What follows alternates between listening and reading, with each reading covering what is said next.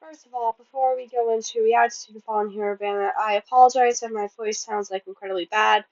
I am currently recovering from a very, very bad sinus cold that I got over the weekend. I don't know how in the hell I even got it, but Fallen Heroes, and we all know how this video, so I did say rearmed Dedue, which I'm a little bit scared about. What the? Gage? Is it Lear?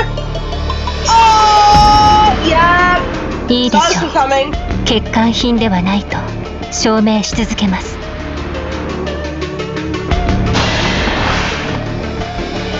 Our savior, of course.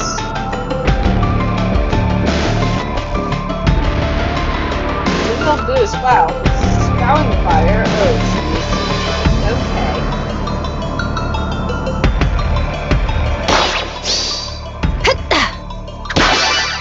Tracking Tiger Tackle! 私に力を。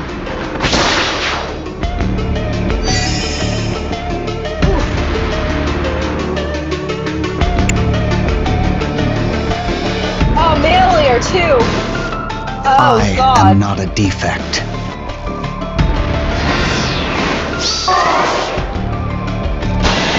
And it's sword for two, I think. Yep.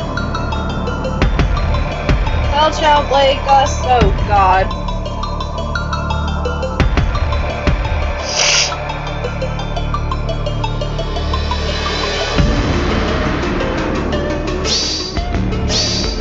Save your words!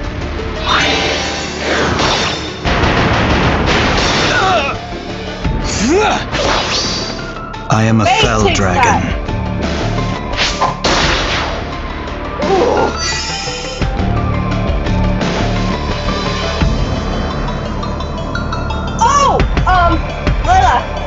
Those who resist Lord Medius will die. As you command. I don't want the sacrificial maidens. Yeah, but it has the same miracle effect. Oh god. Okay, this is called Maria 2.0. Yikes. Please. Please. Yes? You will die.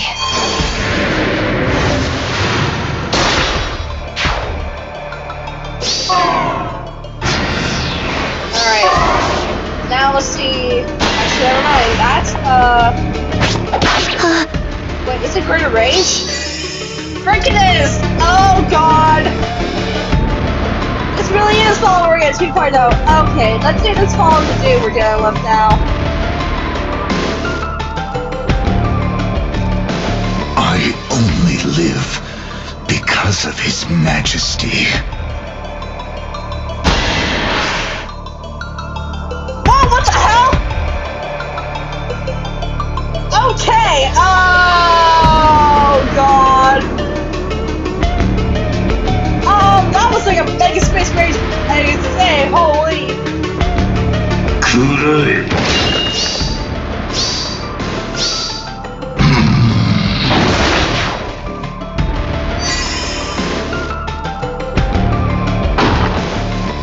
Okay, but this is super crimson. Holy crap.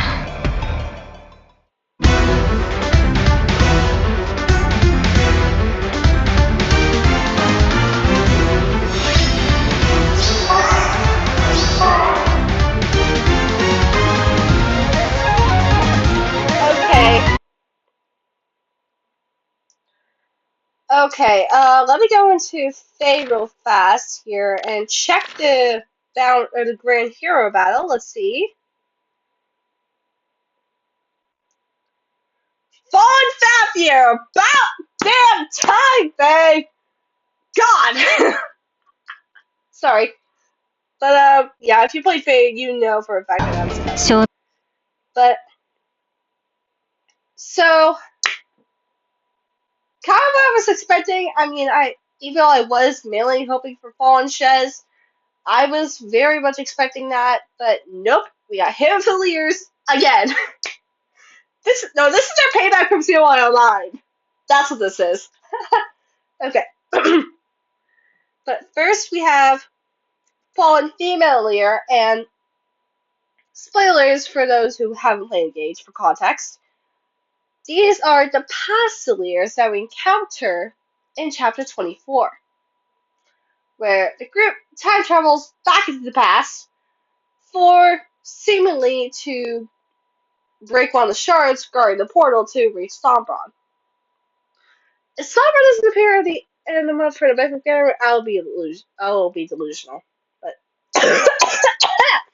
oh, jeez. Okay, so we have her Japanese voice here. I believe her English voice is Laura Stahl. I don't know how to say her name. I apologize.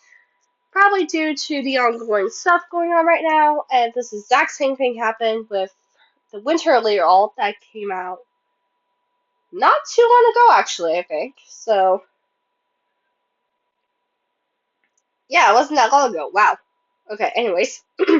So we have a Japanese voice here in Endo Aya and John Kawan. And this kind of completes the Engage Fallen set. I mean, we have Fallen Veil, we have Fallen Lumera, and the Elirs. Now we just need Morgan and Hyacinth, and we're good to go. But getting back on track here, this version of Lear is an armored green dragon, which is going to be interesting to say the least. Okay, Fell Child Arts. Slaying Art, Brave Hits, Adapt Damage. If foe issues combat or if foe is healthy at the start of combat, it inflicts a penalty on everything but speed. Equal to number of distinct game tiles. Units times 2 times 3 plus 9 max 15. If you change servers, always 15. 50% to your precinct plus X damage equals to 20% of her res stat. And reduce damage from X, flat DR, and additional DR based on her res stat. The large is going to be hard to beat. Alright, Fell Blast. Boost damage by 50% of her res. At the start of player phase or enemy phase, if she's healthy, grants Fell Spirit to value to a specific unit.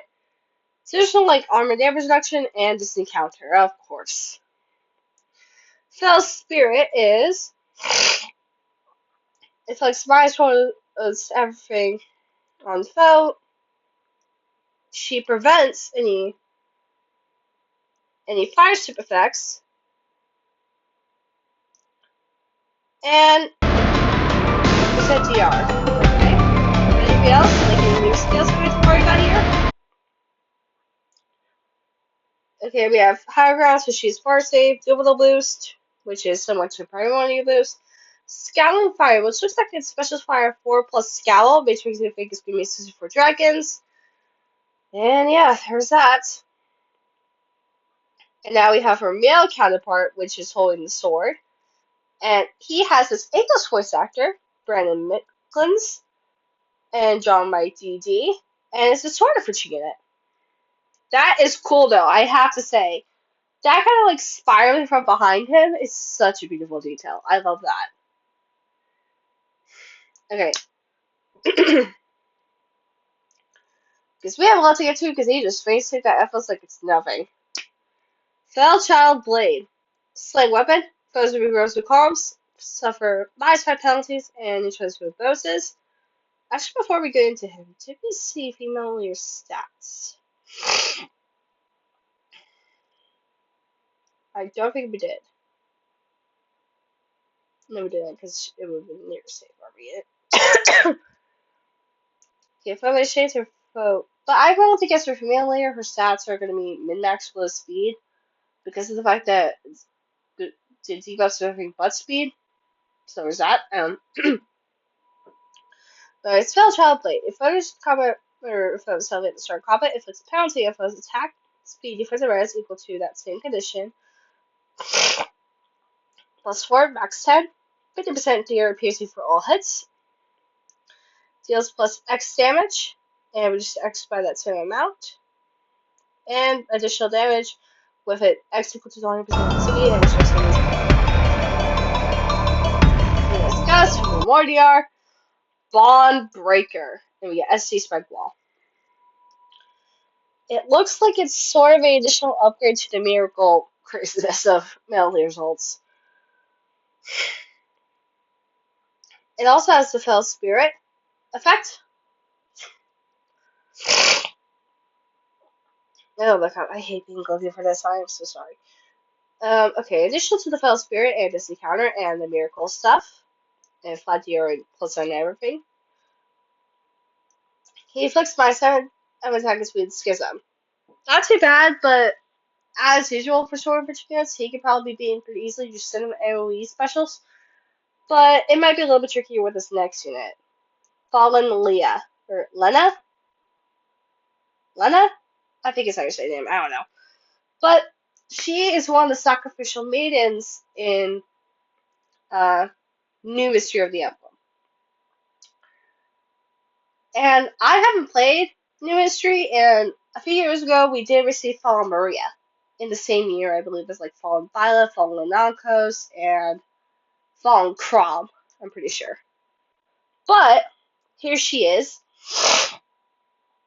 And she's a staff infantry unit, voiced by Brittany Cox, and drawn by Hinotwa. Hinoa? Hinotwa? Hinoa. I'm gonna say that, I don't know. I'm so sorry for butchering your name. Okay. Ah! Freaking hell. Ugh. Okay. So, we have a lot to get into because we have 3 Space Miracle rates to deal with now instead of 2 raids like we saw in Fall Maria. Fails so far, back in the meta, like it's nothing. Let's see if it fails so far. It's always in the meta. Okay. So as Raffle Staff and Slaying, and at the start of play for Zara, inflation gets plus 6 attack speed, bonus number, and neutralizes penalties. If he gets free switch 9, she inflicts penalty on first attack and rise equal to 20% of her resistance plus 6. Deals plus X times 5 damage equals X equals the number of bonus from that unit, penalties on foe, max 5. So the maximum amount of penalties is 25. And she makes a guaranteed follow-up attack. And I believe we saw her stats. And she has a little bit lower res. Or not res, speed. Higher HP, low defense, high attack, and res. So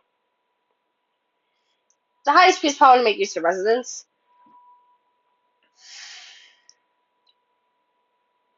Yeah, she has attack res 10, resistance 4, plus a voice. So she's all built for support and all that. But now we get to quite possibly the menace of the bunch here. Fallen Dedue. Now, this one might seem very out of left field, but let me explain. For those who have not played Crimson Flower and gone to a certain point in the chapter, Dedue forces a crest stone upon to himself. Now, for those who have played the game, crest stones within people who don't have a crest automatically turn them into demonic beasts. And this is what Dedue does in Crimson Flower out of pure loyalty to Dimitri. So, that is why Dedue is like this. He's a blue armored beast, voiced by Milena Apley, and drawn by Sotaro. And the last time we had an armored beast in her houses, she turned out to be a menace. And I think Dedue is just about to be the same. And also, that detail on the subtlety of the arm, it's like that one side, it's so good. And let me actually scroll over to, can we see here? Look at that. It's like mid-trans, look at his armor, it's like converting. That is awesome. Okay. So we have a rearmed beast for armors, which is going to be interesting. So Arcane Crest. It looks like the same as a bunch of the other arcane weapons we've been seeing recently. It also has attack defense portrait. A slaying weapon. Finishes combat plus about 25% HP. Grants And bonus terrapin equal to plus attack -4, max 14. He tries to use penalties, deals 50% of his attack is true damage, 5 to about the same amount, and 1 time is equal. And he has 30 base attack fortune. Assault Fighter, which is Bull Fire 4, which also works on enemy phase now. Inflicts -4 defense on the foe, true damage equals 100% of his defense, 5 to by the same amount, and 50% to piercing. Now, this is why we're seeing the crazy warping effects. For the true king, if foe's range equals 2, and it's just coming and gets out from 2 spaces, trigger savior on unit. So, this is why if I scroll to here,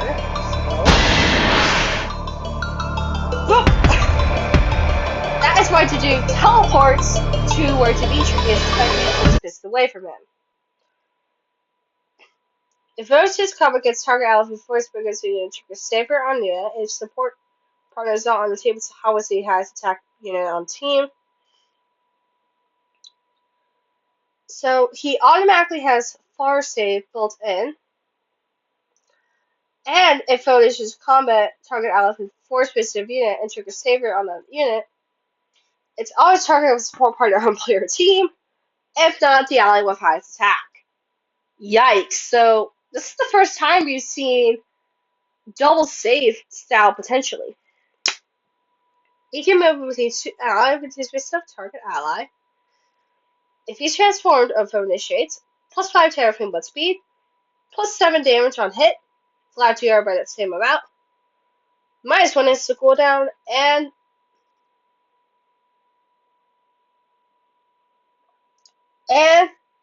deer piercing on specials. Good lord. Yeah, this is going to be a nightmare on the higher difficulties. Get out your 2 Micaiahs, because this is going to be nuts.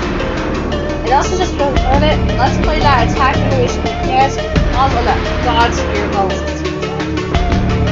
This is bad,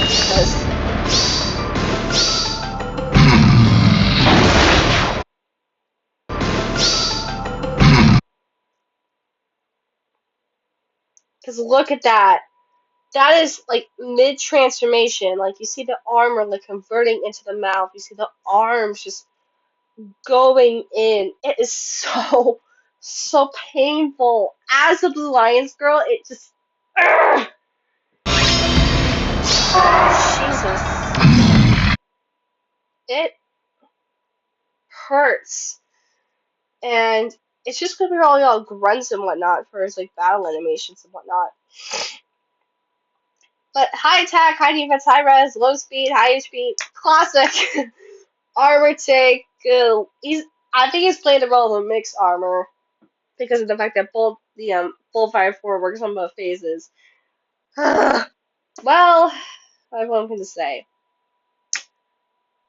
Make sure you can kill Dedue first on that map because good lord, it's about to be freaking hell.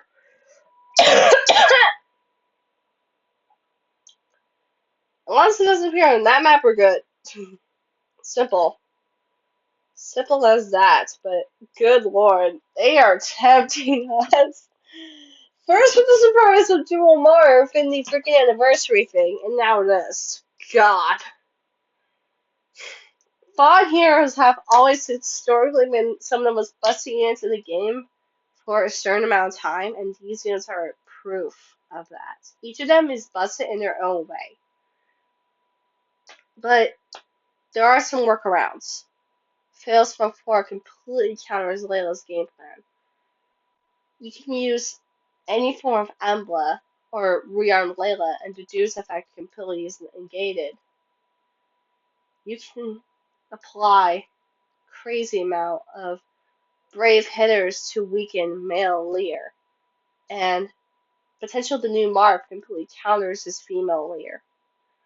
There are counters, but these guys are powerhouses in their own rights. And of course, as usual, banners. Spark up to 2 times. So we have the first ever rearmed beast weapon in a few years, because the last time we got one was rearmed Aether with the book 4 story plot, like 2 years ago almost. But Jesus, all I know is that this is definitely going to be enticing, and I mean enticing, and feel like dealing with this map in story mode. But anyways, I'm going to just end the recording the rest because I am exhausted. I've been glugging, I've been sneezing. I do wish you the best of luck in these summons, and have a good day. Bye.